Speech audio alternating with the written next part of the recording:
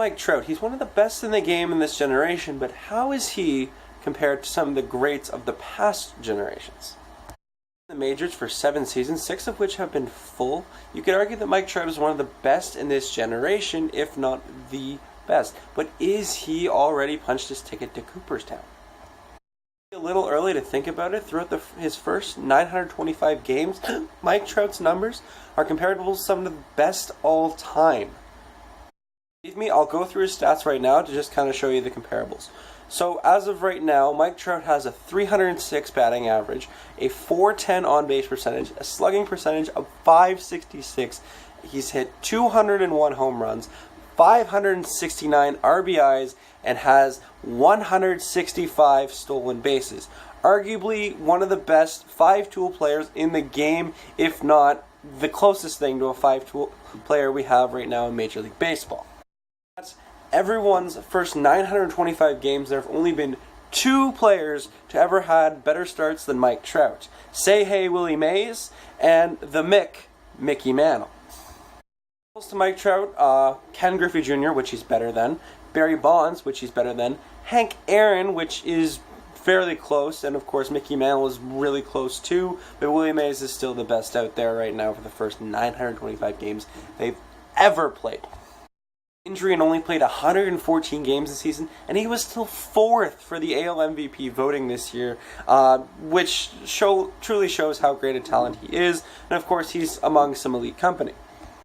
Bringing us to the debate, if he had a career-ending injury in, say, June next year, would he still be able to punch his ticket to Cooperstown? I believe absolutely. Mike Trout is one of the best in the game. What I define a Hall of Famer as somebody who's in the top 5% for 5 years. Mike Trout's been in there 6 years, and he has been in the top 5%. So I believe it is undisputed at this point in time that Mike Trout is going to Cooperstown at some point in his life. I know it might be a little too early to call it, but I think right now he'll probably get in about the 9th, 10th, maybe 11th ballot, and then of course the longer he plays, the shorter the wait time, and of course the ticket to Cooperstown, which would be awesome for the Melville, New Jersey native. The difference with Mike Trout, obviously, is the fact that he only went to the playoffs once.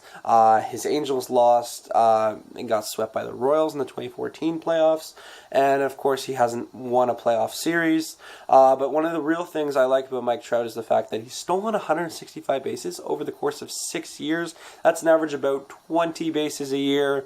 And, of course, in an era where small ball is basically considered dead, the fact that, we have players like him stealing bases has been incredible. Not to mention he's a 6-time All-Star, he's a 5-time Silver Slugger, MVP twice, and of course Rookie of the Year.